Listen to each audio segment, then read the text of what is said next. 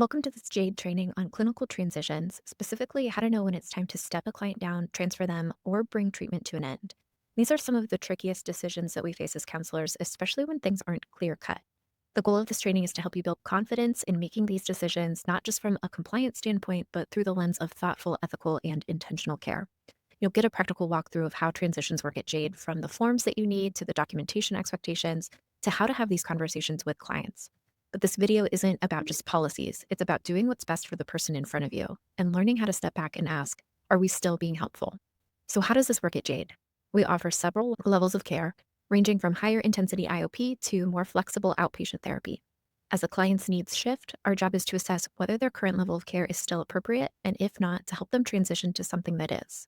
And that transition might look like a step down to a lower level of care, a transfer to another therapist or site, or a discharge, either successful or administrative.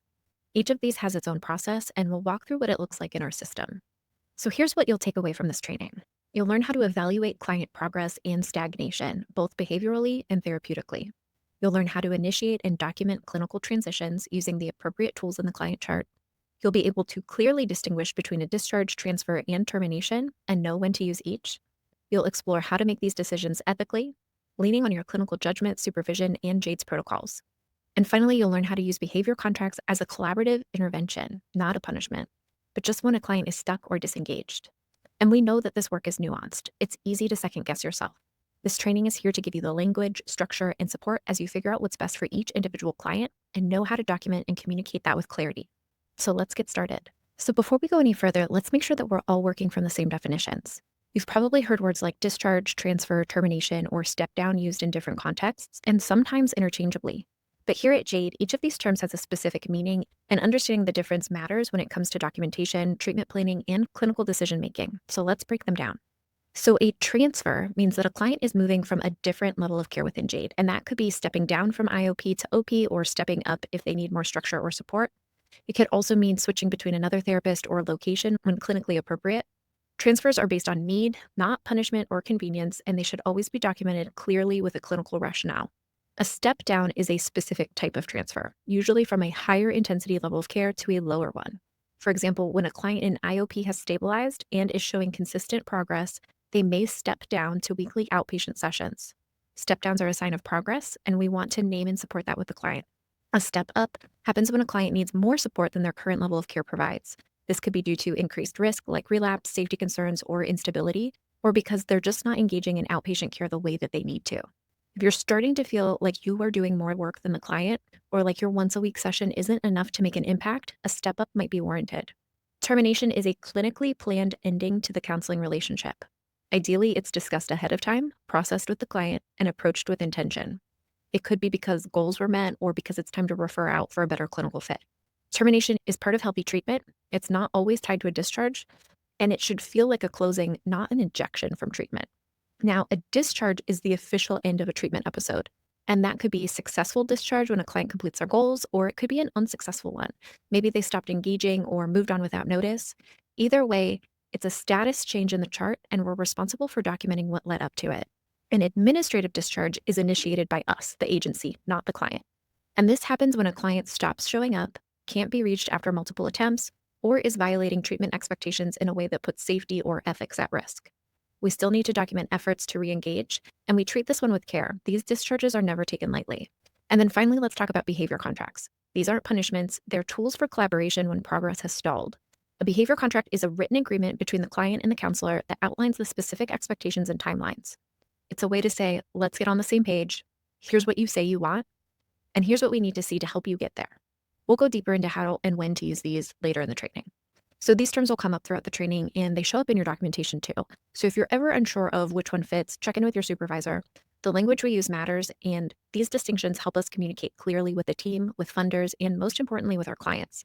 So one of the most important questions that we ask in this work is what we're doing actually helping this person? And we don't just ask once during intake, we ask it throughout treatment, over and over again. And this is what we mean by clinical evaluation. Not just checking off boxes or watching the clock, but looking at whether our interventions are helping the client move towards meaningful change. So let's break down how we actually do that. There are a few core ways that we evaluate client progress at JADE, and the first is with self-report. Sometimes the simplest way to know how things are going is to ask, What's the client saying about how they're feeling? What's their perception of change? Are they reporting fewer cravings? Are they saying things like, I actually handled that differently this time? That's progress. Another way to track progress is through scaling questions. So don't underestimate this tool. Asking somebody something like, on a scale of 1 to 10, how strong are your cravings today? Or how confident do you feel staying sober this week? It gives us a window into how the client is perceiving their own growth or struggle. When tracked over time, these numbers can tell a really powerful story. We also use standardized tools like the PHQ-9 for depression or the GAD-7 for anxiety. They're not perfect, but they do help us track symptoms over time and spot trends. For example, if a client starts with a PHQ-9 score of 18 and then later scores a 9, we know that symptoms are improving. If scores stay high or worsen, that tells us that we might need to adjust treatment. We also monitor client progress through regular urine screens. This helps us confirm that prescribed medications are being taken as directed and that no unexpected substances are in the system. It's one way to check whether treatment is supporting recovery and safety. And functional improvement, this one's big. Are they making their court dates, holding down a job, rebuilding family connections? Functional change is often a clearer indicator of progress than insight alone. It's one thing to talk about why you use, it's another to be doing life differently. And finally, we use treatment plan updates every 60 days. And it's not just a compliance task, it's one of the most valuable built-in checkpoints that we have. This is your chance to pause, zoom out, and look at the bigger picture. Is the client moving forward? Are they stuck? If they're backsliding, are we adjusting goals to meet them where they are now, not just where they were when we wrote the plan originally? That 60-day review gives you a structured opportunity to reset direction, rewrite goals, and name progress, or lack of it, in a way that supports continued care or guides transitions. So you're probably really familiar with the words evidence-based practice. Let's look at practice-based evidence. This is where we're not just asking, is this treatment evidence-based? We're asking, is this treatment helping this person right now in real life?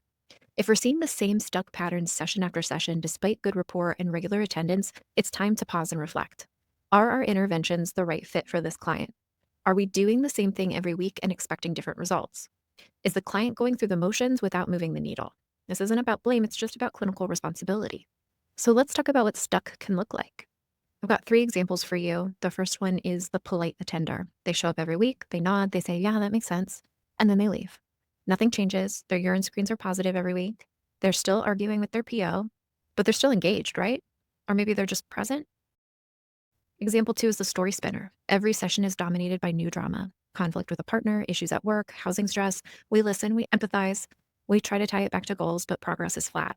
We're caught in the narrative, not the work. And the third one is the ghost. They come in once a month sometimes. They keep restarting. They say they want to stay in treatment, but they don't actually follow through. The treatment plan goals remain untouched for 6 months. In each of these cases, the client might be benefiting, but we have to ask, what are we reinforcing by continuing treatment exactly as is? And then there's the question of, are we helping or enabling? And this is the uncomfortable part. Sometimes by continuing treatment without change, we're actually enabling stuckness. We become part of the system that keeps them spinning in place. Examples of enabling in treatment might look like continuing to see a client 1 time a week, even though they're actively using, not following through, and refusing to consider a higher level of care. Or letting months go by without updating treatment plan goals because, well, at least they're just showing up. Or maybe even avoiding those tough conversations about change, fear, or accountability because we're afraid of rupturing rapport. Enabling doesn't come from laziness, it often comes from compassion. But at JADE, we believe compassion means doing what's hard, not just doing what's nice. So what do we do? If you're seeing a pattern of stuckness, here's what we recommend. Talk to your supervisor. Clinical transitions never have to be a solo decision. Reassess the treatment plan with the client. Is it still relevant? Is the client even aware of what's on it? Consider a behavior contract. We'll talk about those more in the next section, but think about stepping up or stepping down care. And most of all, document what you're seeing and doing. That protects the client and it protects you. So the real question isn't, is this client showing up? It's, are they growing? And if not, what can we do differently to support that? So talking about these decision points, to transfer, to step down, to discharge, or to terminate, at some point in your work with a client, you're gonna hit a decision point. They've been with you for a long time, you've built rapport, and there's been some movement or maybe even a lot of stuckness, and you're asking yourself, is this still the right level of care? Are we done here? Do we need to shift something to help this client get unstuck? This is where you need to pause and make a clinical decision. At JADE, you're not expected to do this alone, but you are expected to know what your options are and how to identify when it's time to make a change. So let's walk through the main options and how to know which one fits. Sometimes clients are doing well, like really well, and it's time to start thinking about stepping down their care. You can pull up your handy dandy step down cheat sheet, and this is a tool that exists to help you ask the right questions before making that call. But here's what we're looking for. Has the client been substance free for at least 90 days or maybe longer, depending on their history and risk factors? Are they consistently attending sessions, both groups and individuals, and actively participating? Are they showing improved emotional regulation and the ability to name, manage, or sit with their feelings? Are they using healthy coping skills, not just talking about them? Are they engaging in outside supports like 12-step meetings, smart recovery, outside therapy, church, community involvement, kickball, whatever aligns with their values? Do they have a team on their side outside of JADE? And are their short-term treatment plan goals mostly complete, or are they demonstrating internal motivation to keep working without a structured push? So an example would be if you've got a client in IOP who's been consistent for 2 months, they came from inpatient treatment, their urine screens are negative, they've made amends with their family, started a job, they're showing up ready to do real work. They've even started helping other group members reflect. That's a really good sign that they're ready for OP. Stepping them down as a celebration, it's not a sign that we're cutting off care. It's a sign that they don't need the same structure anymore, and that's progress. Now, let's shift to discharge, and we need to be really clear here. Discharge isn't always about success. Sometimes it is, sometimes it's not. There's two broad types of discharge, successful and unsuccessful. So you have a handy dandy discharge sheet for this. And successful discharge might include completed treatment plan goals, no longer meeting medical necessity for outpatient substance use disorder care, transitioning to a lower level of care like individual therapy outside of JADE, has ongoing support systems in place, and created an aftercare plan.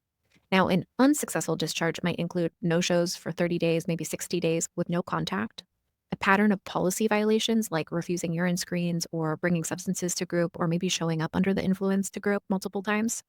Maybe they're choosing to leave against medical advice after discussion of risks and alternatives.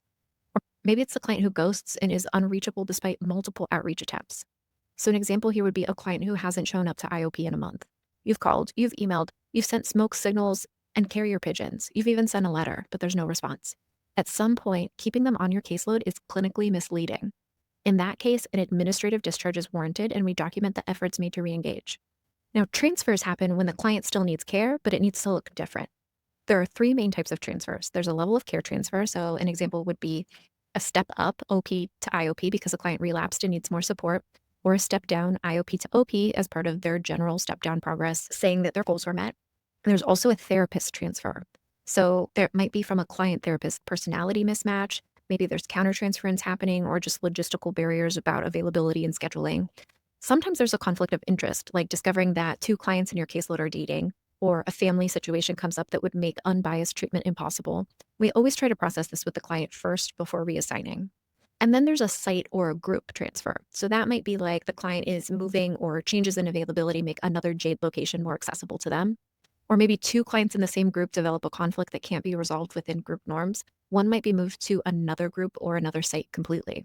Transfers require communication between staff and supervisors' approval, but they should always be collaborative and clinically driven, not based solely on preference or frustration. So an example here would be if you were working with a client who's recently relapsed, missing OP groups and saying that they feel overwhelmed. After a supervision consult, you realize that they likely need IOP again, and they're open to it. That's a clinical transfer with buy-in. Finally, let's talk about termination. So termination is a clinical process. It doesn't just happen because we discharge a client. It's a planned and purposeful, and ideally it happens with the clients and not to them. So a few examples of termination would be the client's done all the work, they've achieved their goals, it's time to wrap things up together. Or maybe the client is moving to another level of care or provider and you're ending the specific relationship with you thoughtfully. Termination might also look like talking about the ending ahead of time, what feelings it brings up, what they're proud of, what they still want to work on next. An example here would be if you're working with somebody for about 9 months, they come in after a DUI and they stayed even after the legal mandate ended. You help them move from harm reduction to sustained abstinence. You explore trauma. Now they have a sponsor, an external therapist, and solid support networks. They say, I think I'm ready to be done. And that is a beautiful chance for a planned, healthy termination. So you might be asking, how is termination different from discharge? Termination is the planned clinical closure. There's a goodbye conversation, a review of progress, and clear next steps. Discharge just means that the client's chart is closed, whether things ended well or not. Sometimes discharge is planned, like successful completion that comes with termination, but sometimes discharge is not, like no-shows or policy violations. So how do you know what to choose? Step down, transfer, discharge, or termination? You're going to want to ask yourself, is the current treatment still necessary? Is it still working? Are we meeting the client's current needs, or have those needs changed? Is the client ready for more autonomy, or do they need more structure? Are we still providing value, or are we enabling avoidance? And always remember, when in doubt, bring it to supervision. These decisions shouldn't be made in isolation. These transition points are part of ethical care, not an end to it. Whether a client is stepping down, transferring, discharging, or terminating, your job is to make sure that the decision is intentional, clinically justified, and clearly documented. Next, we'll walk through how to use behavior contracts as a tool for clients who are stuck but still willing to try. Sometimes clients drift off course. They stop showing up, stop following through, or just stall out completely. And when that happens, we don't immediately jump to discharge, but we also don't keep doing the same thing to expect different results. At JADE, one tool that we use in these situations is the behavior contract. And let's be clear, this is not a punishment, it's not a threat. It's a way to name what's happening and to invite the client into a shared understanding of what needs to change and why. A behavior contract is a written agreement between the clinician and the client that outlines what the current concerns are, like missing appointments or not participating in group or refusal to provide urine screens. We also want to talk about what behaviors are expected moving forward. So if not that, then what? We want to look at the timeline for those expectations and what steps will be taken if the contract isn't followed. We also want to loop in the whole treatment team here. If they're working with CRS or the med staff, or maybe they're living at John Ryan's house, we want to make sure that the whole treatment team is aware of what's going on so that the client can get support from everybody about getting back on track. So some language that you can use is, hey, we've noticed that you've missed 3 out of the 4 last group sessions and haven't provided a urine screen in a month. We want to continue working with you, but we need to make sure that we're doing so in a way that's aligned with your treatment goals and our program expectations. This contract is a way to clarify next steps and make sure that we're on the same page moving forward. So behavior contracts are not punitive, they're not legal documents, and they're not tools for kicking somebody out. They're clinical interventions designed to re-engage the client and promote accountability with compassion. So if the client continues to disengage or maybe violates the terms of the contract that they made with you, you want to document everything, what you saw, what you addressed, what the client agreed to, and consult with your supervisor about next steps. This might lead to administrative discharge or a transfer to a higher level of care. And we want to follow through on the contract in a transparent way. The client should never be surprised by the outcome. A behavior contract gives you and the client one last structured opportunity to reset. It gives them a choice, not an ultimatum. And that's at the heart of what we do here. Ideally, it's created collaboratively with them. It's not something that we do to them, but it's something that we do with them. It helps if they're the ones creating the timeline, creating the rules around it, and creating the expectations that they want to put on themselves. So after you've made the clinical decision, the next step is documenting clinical transitions in the chart. So let's walk through where and how to chart these transitions clearly and accurately in our EHR system. So here are the key places in the chart where the transition decisions show up. The treatment plan. So we're doing every 60-day updates or more frequently if clinically indicated. We're updating the treatment plan to reflect the client's progress or lack thereof. If a step down or behavior contract is coming, the plan should speak to it. And this is your clinical through line. We're also updating ASAMs in any level of care change that's being considered. You want to make sure that the ASAM dimensions are reflecting the current functioning, and this supports medical necessity and ensures that any change is backed by assessment. And if the client is being discharged successfully or not, you have to complete the discharge bundle. And this is going to include a discharge summary, a discharge notice, an ASAM, a case consultation if one isn't already present for this treatment episode. You're going to want to make sure that you document the date of last contact, the discharge reason, the summary of client progress and outcome, and any referrals provided, and make sure that the aftercare plan is in the chart if it's a successful discharge from treatment. And then finally, the last step of the process here is to do the actual transfer discharge that moves the client from one level of care to another in the system or maybe out of care completely.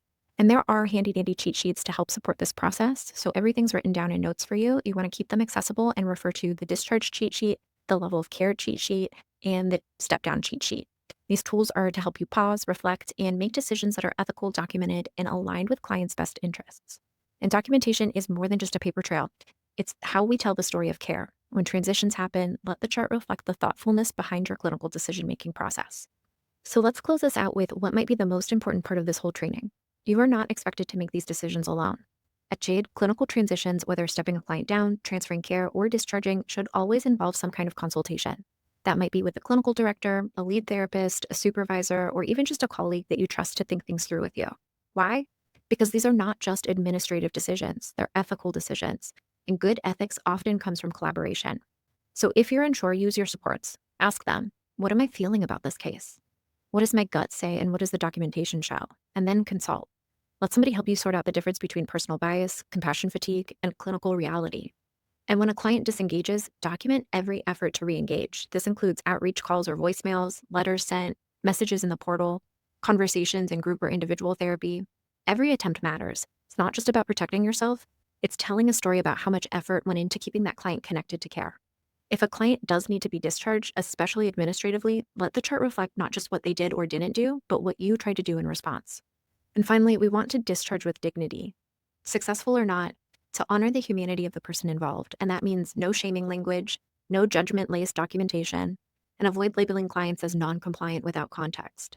So instead of writing something like, client failed to follow the rules, you might write, client has not engaged in services despite multiple outreach attempts. A discharge was completed due to sustained non participation. When we discharge with dignity, we leave the door open for return and we protect the therapeutic relationship even in the ending. Making transitions in care is part of this role, but how we make them, how we document them, and how we talk about our clients during the process, that's where our ethics really show up. Lean into supervision, use your team, and always ask, am I making this decision in the client's best interest? And can I say that with confidence? And if you're feeling like, wow, that was a lot, you're not wrong. Clinical transitions are some of the most nuanced, emotionally layered decisions that we make in this work. And if you're new to the field, new to JADE, or just haven't had to make a lot of these calls yet, it's totally normal to feel unsure. So let's say this clearly. These decisions get a lot easier with time, support, and supervision. You're not expected to know everything or get it perfect. What we do expect is that you stay curious, ethical, and connected to your team. When in doubt, just ask. You're not alone. Whether it's a quick hallway consult, a supervision meeting, or group staffing, use your people. This is a collaborative field, and transitions should never be made in isolation. So thanks for showing up for part of this work. It's not always the easy part. Helping people means knowing when to support, when to shift, and when to let go. You're building those muscles now, and we're here to support you every step of the way. So let's keep the conversation going in supervision, in staff meetings, and in the work that we do together every day. Thanks.